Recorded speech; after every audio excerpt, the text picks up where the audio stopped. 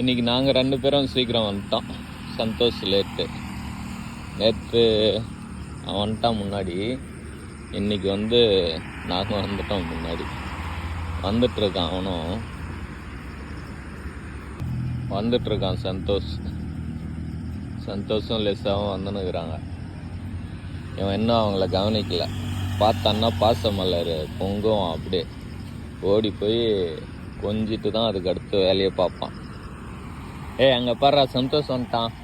அங்கே பாரு லிசா பாரு. ஏய் லிசா எங்க? இதோ லிசா பாரா. இங்கே பாரு லிசா. அங்கே பாரு. அங்கே அங்கே அங்கே அங்கே அட பண்ணி பார்த்துட்டான். ஆமா தள்ளி விட்டான்டா. அவுத்து விட்டுறா.